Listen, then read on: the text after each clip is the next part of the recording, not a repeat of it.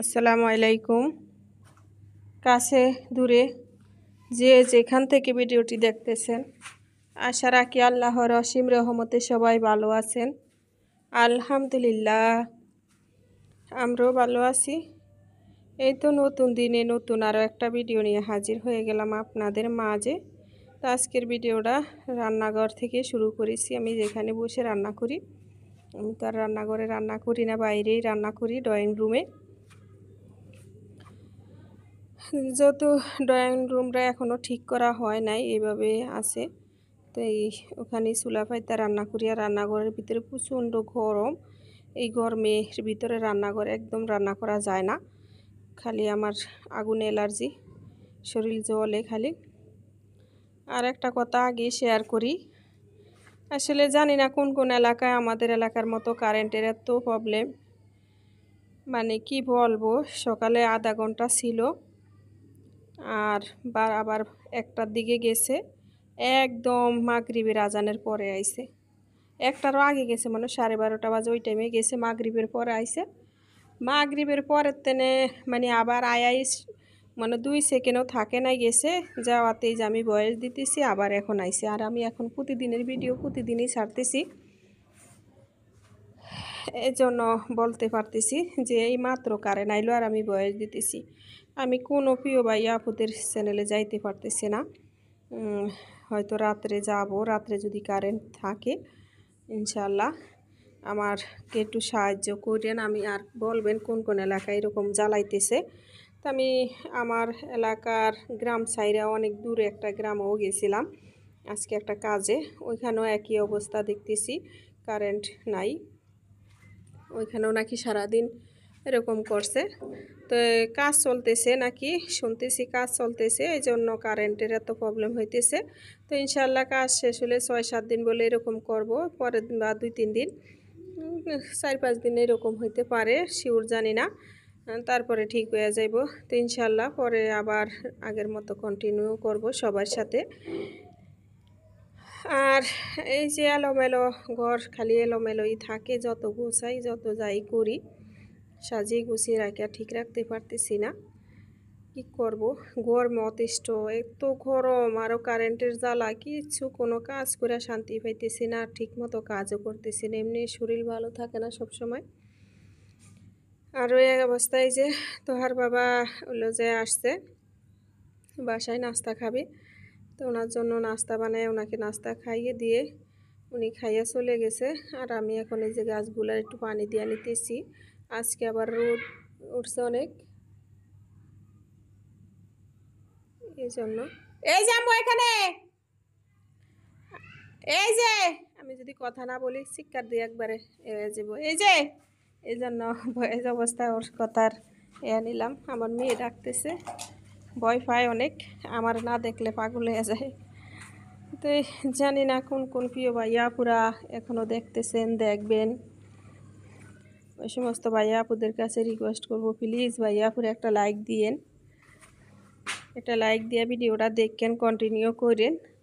আর নতুন প্রিয় ভাইয়া আপুরা একটা সাবস্ক্রাইব করেন, করে আমার পাশে থাকেন, আমিও আপনাদের পাশে থাকব। আমরা সবাই সবাইকে একসাথে এগিয়ে যাওয়ার সহযোগিতা করব, সাপোর্ট করব। তারপরে সবাই একসাথে এগিয়ে যাবার। মাশাআল্লাহ, দেখেন আমার গাছগুলার কত সুন্দর শিকড় বাইরেছে। তা আশা করছি এবার গাছগুলা থাকবে ইনশাআল্লাহ। আর এই তো ফার্নিচারগুলা মুইসা নিতেছি এক এক করে। আর কালকের ঘটনাটা তো কালকেই বললাম যে কি অবস্থা, কি এমন দুর্ঘটনা, কত মায়ের বুক খালি হয়েছে, কত মায়ের চিৎকার কান্না। এই পৃথিবীতে বাঁচতে হইলে, থাকতে হইলে কত কিছুর সম্মুখীন হতে হবে আমাদেরকে, জানি না কার ভাগ্যে কি আছে। আমি দোয়া করি আল্লাহ তুমি সমস্ত মানুষের ভাগ্য তুমি ভালো রাখো, সমস্ত মানুষগুলি যেন সুস্থভাবে এই পৃথিবীতে যতদিন বাঁচে সুস্থভাবে বাঁচতে পারে, নিরাপদে বাঁচতে পারে, এই তৌফিক দান করো, আমিন। আর এই তো সবগুলা কাজ শেষ করে ঘরের বিছনাটা একবার গুছাইছিলাম, আবার গুছাইতে আসছি। তো এই চাদরটা চেঞ্জ করে দিতে চাইছিলাম, একটু ময়লা হয়েছে, তো আজকে আর দিলাম না। কারেন্ট নাই, পানি নাই, কারেন্টের যে কি অবস্থা, কারেন্টের জ্বালায় পানি থাকে না ঠিক মতো। আর এই যে সকালে রুটি সেঁকছিলাম এই যে এই তাওয়াটাতে। তো একটা টিপস শেয়ার করি। এই হলো যে এই তাওয়াটা আমার অনেক বছর আগের, অনেক বছর বলতে আমি ঢাকা শহর পড়তো মায়া তাওয়া মাছ ভাজার তাওয়াটা আমি কিনছিলাম, অনেক বছর হয়ে গেছে। এটাতে আমি এখনও মাছ ভাজি। কী আরে বাজি জানেন, চাইলে তো একটা কিনতে পারি। এটাতে এত সুন্দর মাছ উল্টায়, সাথে রুটিটা অনেক সুন্দর হয়, রুটি ভাজাটা। আর রুটি ভাজে আপনি যদি একবারে 100 রুটিও ভাজেন, তারপরে যদি মাছ ভাজেন কোনো সমস্যা হয় না। রুটি ভাজার পরে আপনি একটু তেলটারে বেশি গরম করবেন আর একটু হালকা লবণের ছিটা দিবেন, তারপরে দেখবেন মাছ কেমনি উল্টে যায়। তা হাতে মাকে কালকের ভিডিওতে দেখাইছিলাম, গুঁড়া মাছ আনছিল, কালকে তো আর রান্না করি নাই। তো আজকে এই যে হাতে মাকে গুঁড়া মাছ রান্না করতেছি আর সুরমা মাছ দিয়ে আলু দেয়া আর শুটকি, তো এগুলাই রান্না করতেছি। আর হলো যে কী বলবো, টেনশন করলে এমনি শরীরটা অনেক দুর্বল লাগে। আসলে কালকের ঘটনাগুলা বারবার খালি মনে পড়ে। টিভি মানে কারেন্টের সমস্যার কারণে খবর দেখতেও পারি না। আজকে সারাদিনে একবারও খবর দেখি নাই, কারণ কারেন্টই ছিল না। কারেন্ট আসে দুইবার করে, আসতে যায় 5-6 মিনিট, 2 মিনিট 3 মিনিট এরকম থাকে।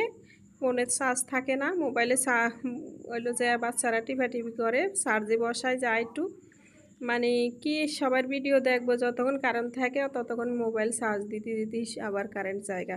আর যেটুক চার্জ হয় বাচ্চারা টিপাটিপি করে, মোবাইল চার্জ চলে যায়, আবার কারেন্ট আইলে একটু চার্জে বসাই। এই অবস্থায় কী যে অবস্থা বলবো, কী যে বলবো, কী অবস্থা সারাদিন যে যায়, কীভাবে যে দিনটা কাটাই যা বলার বাইরে। আসলে একা একা থাকি তো, আমার মেয়ে আমি সারাদিন আতঙ্কের ভিতরে থাকি। কারণ একটা জিনিস কি, চারপাশে যে দুর্ঘটনাগুলো ঘটে এ নিয়ে একটা আতঙ্ক থাকে। তারপর আমার ছেলেরা বেশিরভাগ বাসায় আমাকে সময় দেওয়ার চেষ্টা করে, ওরা ঘরেই থাকে, কোনো বাইরে যায় না। ওর বাবাও বলে যে তোর আম্মু বাসায় একা থাকে, তোরা কোনো দিকে যাইস না। তোরাও বেশি কোনো দিক যায় না, কলেজ ভার্সিটি ছাড়া।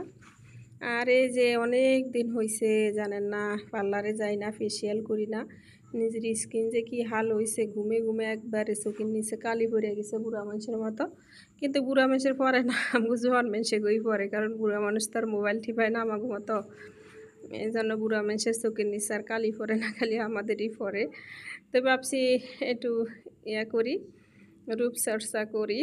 তাই এলো একটু চাউলের গুঁড়া, তারপরে বেসন, তারপরে কি বলে আলু, টমেটো, তারপরে একটু মধু হালকা, এই দিয়েই একটু ফেসিয়াল করব। তাই কারেন্ট নাই, কি করব, তাই এলো যে ওই যে পাটায় বাটলে তো আবার মরিচ পাটায় মাঝে মাঝে ভর্তা টর্তা করি, পাটায় বাটা যাইবে না। তাই এই যে এটা এরপর বাড়তে লইছিলাম, তাও বাড়তে পারতেছি না, কারণ এটার কি যার কাজ যেটা, এটার কি আর এই কাজ হয় কন। তো অবশেষে পরে রাইখা দিলাম যে কারেন্ট আসলেই করি, আমি রান্নাগুলা ততক্ষণে করতে থাকি। তো এই যে দেখেন কারেন্ট আসছে, তো একটুখানি তো এর লেগে মানে একভাবে দিয়েছিলাম হইতেছে না, তো একটু পানি দিছি, এর পাতলা হয়ে গেছে। জায়গা পাতলাটাই ব্যবহার করব, আর কি করব।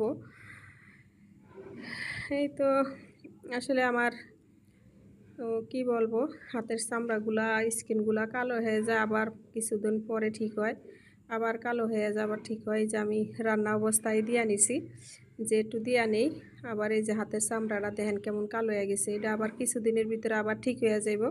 তো কালো মানুষ তো ওই জন্য বোঝা যাইতেছে না, বেশি ফর্সা মানুষ হলে ঠিকই বোঝা যাইতে যে হাতের চামড়াটা কত কালো হয়েছে।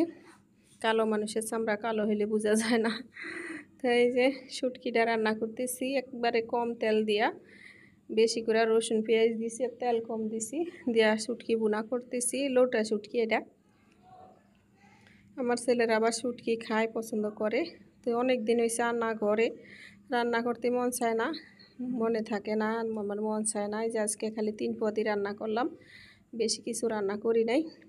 আর প্রচণ্ড গরম, কারেন্ট নাই, গরম, কই যাইব, কই বসবো, কি করব, খালি পাগল হয়ে যায়। একবার এখানে বসি, একবার ওইখানে বসি, মানে বাতাসের জন্য। আমার রুম ছাড়া বাইরের কাজগুলো তো করা হয় না, এগুলো একবারে খোলামেলাই আছে। তো ওখানে সিঁড়ির নিচে বসে থাকি। আর এই যে রাত্রের জন্য আলু ভর্তা করতেছি। রাত্রে আমার ছেলেরা বলতেছে যে একটু আলুর ভর্তা খাবো। তো কারেন্ট নাই, কিন্তু আমি মোবাইলের লাইট ধরে এই আলুর ভর্তাটি করতেছি। আলুর ভর্তা, বেগুনের ভর্তা, তারপরে হইলো যে কি জানি কাঁঠালের বিচির ভর্তা। তো 3 পদ ভর্তা করছি। আর এই যে বেগুনগুলারে পোড়ায় নিয়েছিলাম গ্যাসের চুলায়। পোড়া বেগুনের ভর্তার ঘেরানটাই অন্যরকম, আর খাইতেও মজা। তো করে চামড়াগুলি পালাইয়া দিয়ে তারপরে ভর্তাটা বানিয়ে নিব। আর কি বলবো, আসলে বলতে বলতে অনেক কথা, মুখের চামড়া ব্যথা হয়ে যায়।